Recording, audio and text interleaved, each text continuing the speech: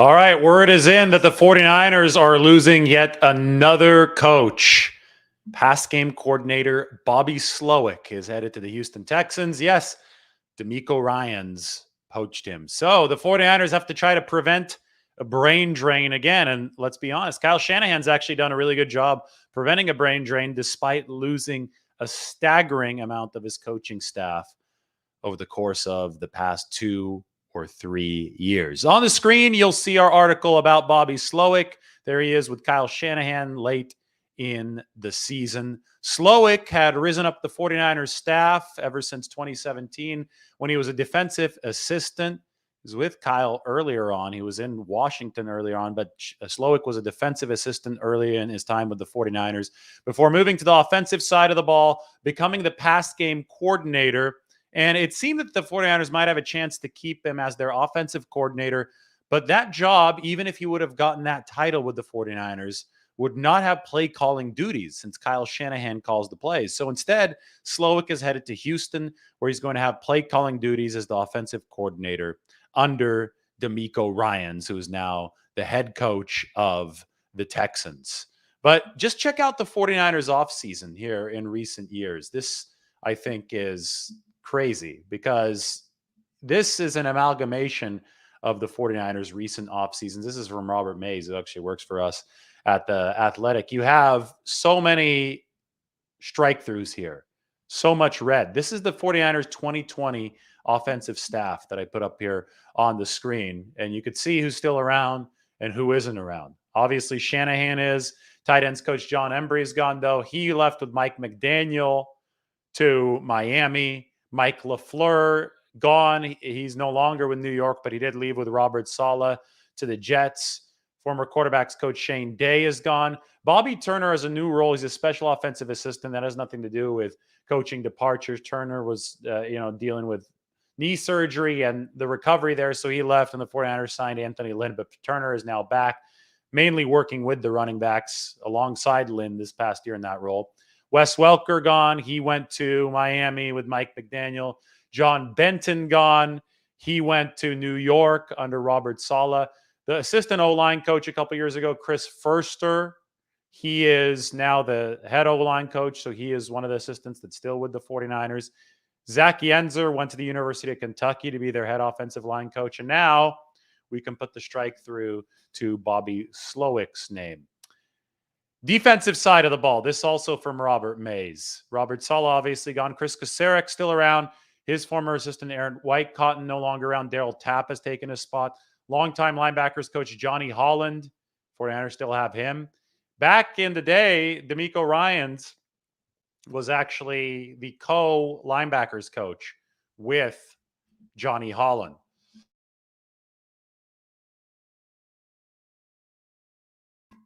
So Ryans ascended to defensive coordinator, and then you saw the 49ers lose D'Amico Ryans to the Texans, and he's taken several assistants with them. There is a chance later on they brought in Corey Undlin to be the cornerbacks coach to replace Tony Oden.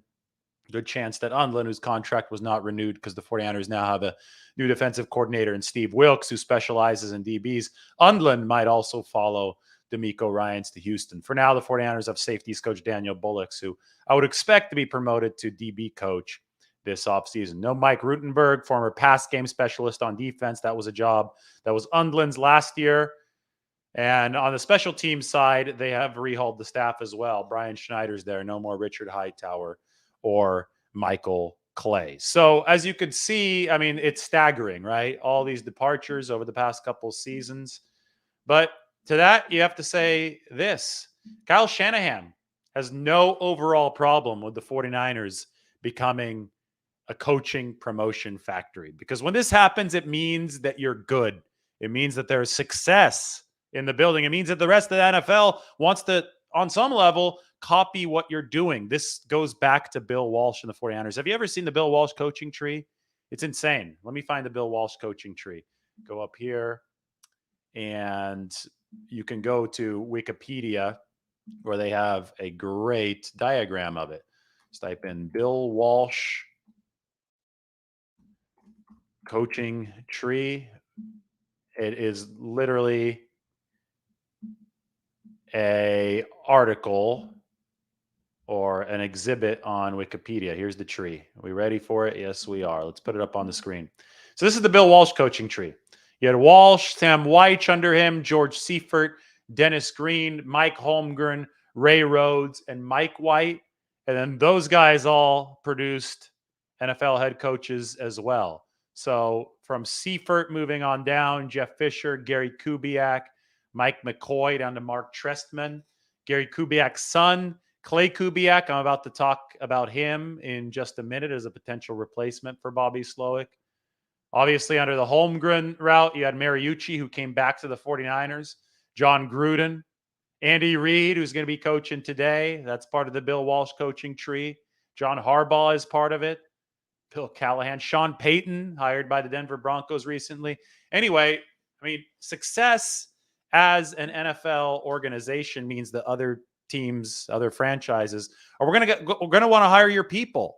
And that's exactly what's happening with the 49ers right now and has been happening over the past couple of years because they've been able to do so many impressive things as a football team despite all the injuries. I think that's one of the great caveats to what the story has been for the 49ers. Yeah, but they've gotten hurt. But they still maintained a lot of this success despite a lot of the injuries. I mean, the story of this year before they ran out of quarterbacks in the NFC Championship game was they were able to pull it so far despite being on their third string quarterback, right? So the coaching staff eventually gets a lot of credit for that. And the coaching staff has gotten credit for that. And the biggest, most meaningful way to give them credit for that is to hire them to other jobs, the promotions on other teams. Anyway, who replaces Bobby Slowik?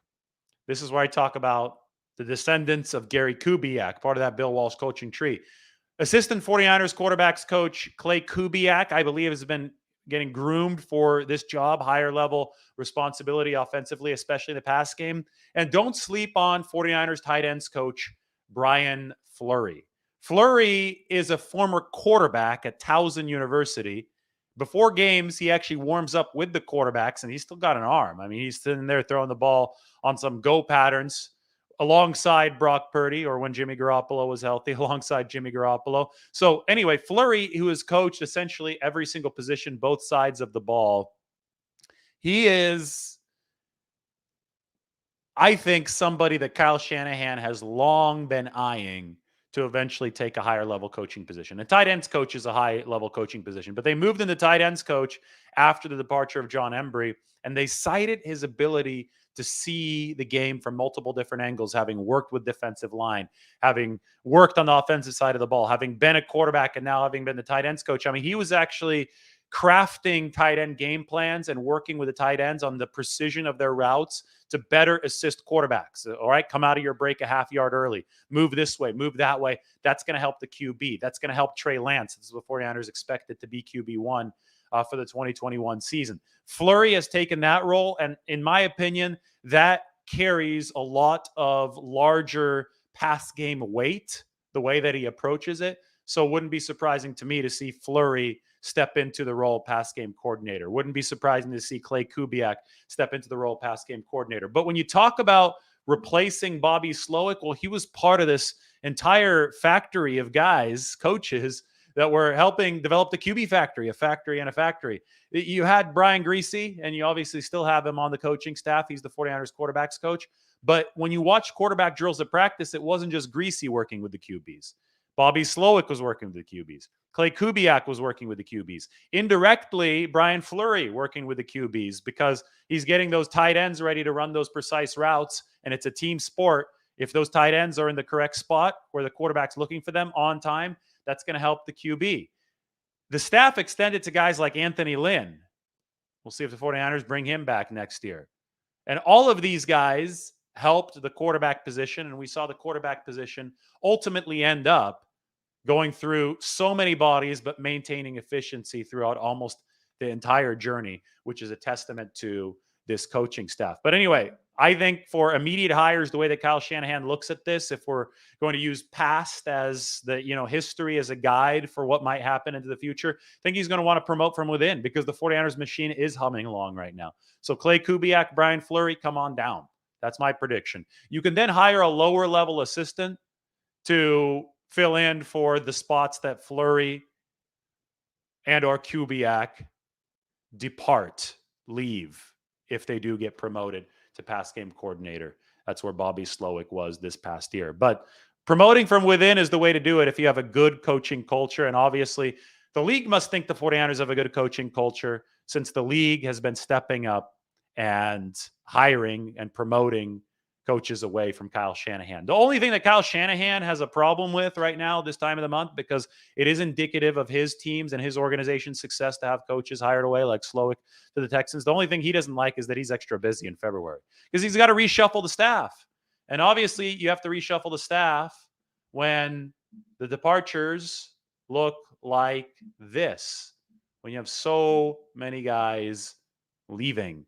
So a lot of red to replace, but the 49ers have been replacing it in recent seasons. And there is Bobby Slowik hired by the Texans. Anyway, happy Super Bowl Sunday. How's everybody doing today? I am going to take a look at the question section here, see what everybody is up to, see what everybody's saying, see what Mike has said. Has Mike said anything? No, Mike hasn't said anything. The jerseys are up. It's Super Bowl Sunday. Frank Gore, I mean, you guys knew all about that jersey for a while. The second one, I think some of you guessed this correctly. I'm trying to see if, Mike, if you have the screenshot of the person to first guess it correctly, I'll put it up on the screen. We could honor them. That is a Rudy Rudiger jersey. That's the jersey of actual, like, Rudy played for Notre Dame. That's his Notre Dame jersey, the number 45. He was teammates with Joe Montana. So my hint was teammates with Joe Montana, but not with the 49ers or the Chiefs. Well, I'd say that Rudy's probably his most famous college teammate. I'm sure he had future NFL players that suited up with him at Notre Dame as well, but it's hard to get more famous than Rudy. That one's signed too. You could see the signature on the 4 back behind me. And then obviously you got Frank Gore, 21. But Gore is more prominent. Gore is more prominent in the background. And I have a third jersey here that's also framed, but is not within camera shot. So anyway, welcome in Super Bowl Sunday.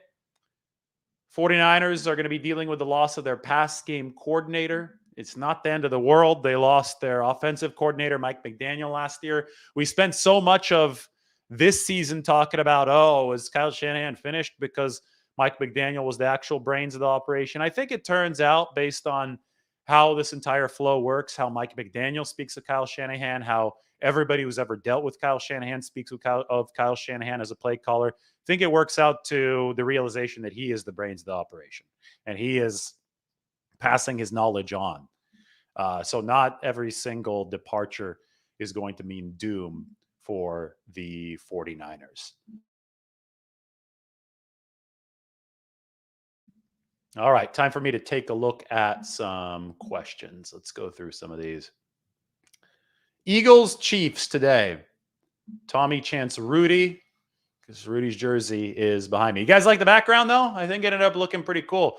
Mike said he liked the plant next to me. I kind of like the bookcase and the plant on the bookcase, but the jerseys are the headlining attraction. Who was the main one developing Trey Lance and Purdy and also Jimmy Garoppolo? Well, the main quarterback's coach is Brian Griese. I think the most hands-on work was being done by Brian Griese based on what I saw at practice. But Slowik is there doing a lot of the X's and O's more than Brian Griese for sure. And Clay Kubiak is right behind Brian Griese doing hands-on work as the assistant quarterback's coach. So I think that you had a multiple approach. You had a cadre of guys. I like to use the word cadre because it was a group of assistant coaches working with these quarterbacks. Of course, he had part of the game plan with Kyle. So Bobby Slowik was the pass game coordinator and Chris Furster was the run game coordinator. Those guys all help build the game plan. It's never a one-man job. Kyle runs the show and he has guys who report to him who build different parts of it. So the 49ers have to groom coaches behind them to learn how to take that torch. So you talk about Clay Kubiak, you talk about Brian Fleury, all those guys also help with the game plan. So it's not like they're totally foreign to the potential role of pass game coordinator.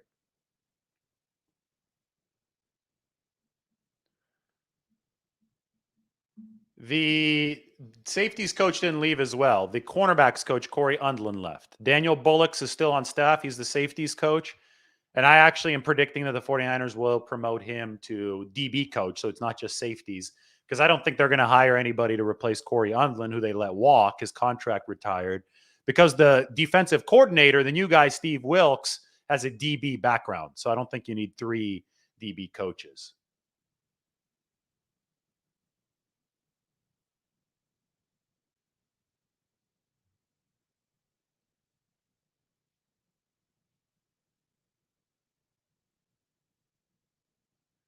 Do they re-sign Tyler Kroft? I think that's something you worry about a whole lot later. Kroft is going to be a 1-year deal if they do bring him back. First, you might try to take a swing to raise the ceiling of the tight end position. And then you look at Dwelly and Kroft. I mean, those aren't, I think, immediate orders of business for the 49ers. I think Shanahan might dip into the college ranks for coaching staff replacements at the lower levels. If he's going to go on his offensive staff to replace a higher level coach, he's either going to go with somebody from the outside who he's familiar with, worked with before, or has a really strong connection somehow else, through some other avenue with that guy, or he's going to promote from within. And I think the 49ers prefer that. And then to fill the resulting vacancy at a lower level because of the promotion from within, that's when he could go to a college outsider. But it'd have to be for a much lower level position. Smash the like button if you like the new background.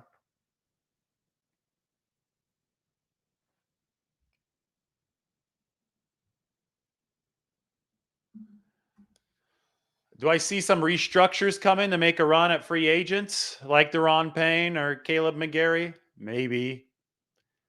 I think that the 49ers are in a decent cap spot, not a great one right now. The cap is rising. They obviously have rising expenses. They still have players that need to be under contract for next year that aren't. And they have, $225 million of liabilities.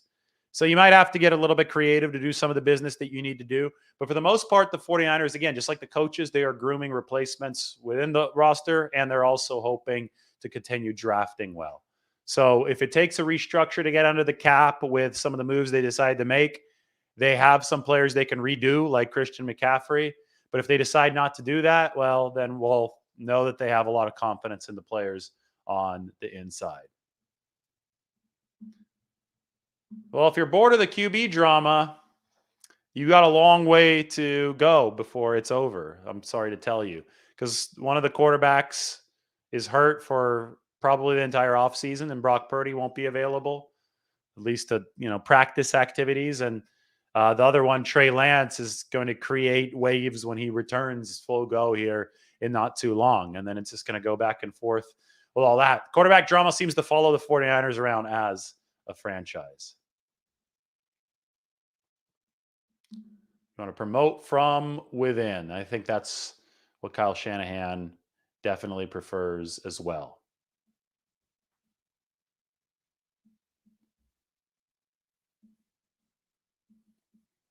You say it's going to be a boring offseason, but then it might not be. I mean, boring for us, like the consumer, we're sitting here just watching the 49ers do stuff, is different than, or exciting for us is different than what it might be for the 49ers. Kyle Shanahan thought last season's offseason was boring. He said that. Meanwhile, we're sitting here covering it, and we're like, oh my God, this is the craziest offseason ever. But a lot of the drama ends up being a little manufactured echo chambery, right? But I think that Shanahan downplayed it a little bit. I think there was some excitement to last year. So beauty is in the eye of the beholder. I personally will geek out over roster construction no matter which way it is delivered, because the 49ers currently have 46 players under contract. That means they need to sign 44 more to fill out the 90-man roster. I'm going to find every one of those signings to be interesting over the course of this offseason. If you don't find that kind of stuff interesting, though, if you're only looking for star players, and then you won't, So again, beauty is in the eye of the beholder.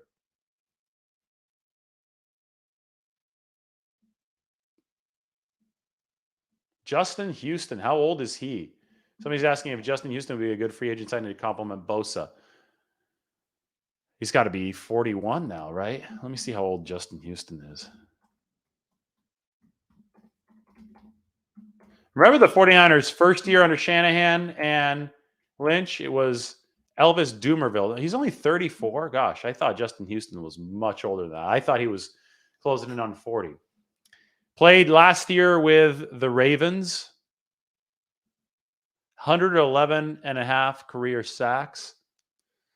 And yeah, they did bring in Dumervil that first year. They brought in an edge rusher toward the end of his career. He notched a few sacks for the 49ers.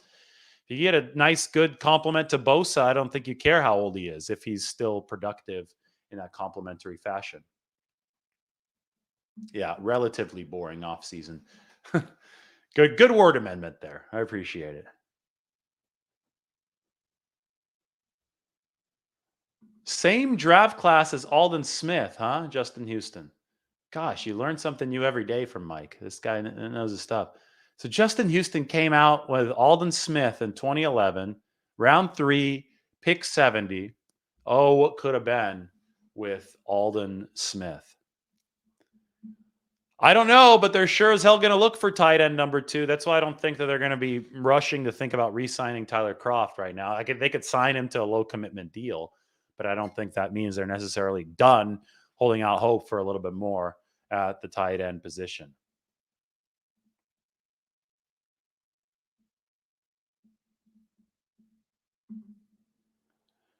We'll see if they re-sign McGlinchey.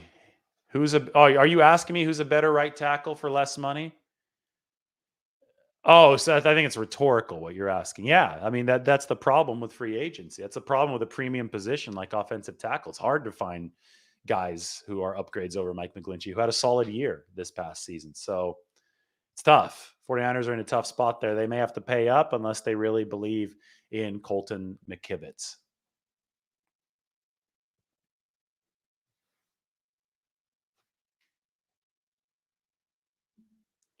Can't pay everyone. That's true from Mike. All right, this has been the show talking about Bobby Slowik, 49ers pass game coordinator. He is now the Texans offensive coordinator. Houston hires Bobby Slowik. Could put that back up on the screen. Go ahead and check out the article. 49ers have had a ton of staff losses in recent years. This is from our own Robert Mays. Look at all those guys who have left. But Shanahan has no problem with these staff losses because that means that he's doing something right. Just like Bill Walsh saw his staff rated. Bill Walsh would actually give every departing coach a binder of everything that he knew when they left. And he'd give them this binder and they'd walk out and he said, go succeed elsewhere. Because he believed in the spirit of abundance. That was a big thing with Bill Walsh. I should probably find that here. Spirit of abundance.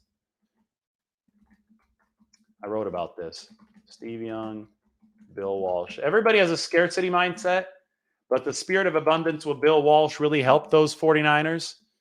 And I think that Kyle Shanahan tries to replicate some of the same stuff today. Here it is. Steve Young discusses Bill Walsh's spirit of abundance, which has reached all the way to Kyle Shanahan's 49ers. So he would talk about, I have to log in here in a second, but in short, you should sign up for The Athletic, just like I need to log in. Steve Young talked about the fact that Bill Walsh wished his assistants well as they left. He didn't try to hog information or withhold it from them. He gave them everything that he knew because he figured that having that kind of attitude would have everything, all the positives coming back to you eventually. Scarcity mindset doesn't come back to you. Spirit of abundance does because there's enough to go around. And I think it's hard to argue with the results.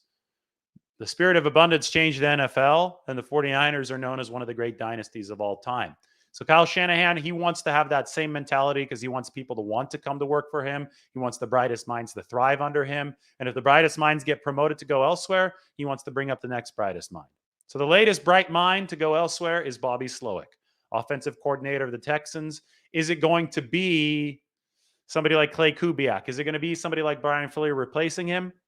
We'll see. All we know is the 49ers have successfully absorbed a lot of staff departures over the past couple years, so I don't think it's time to really worry about them on that front now. All right, check out Bill Walsh, Spirit of Abundance with Steve Young. Google that. I'll put it down into the comment section. You can go ahead and check it out. 49ers lose Slowik. Happy Super Bowl Sunday.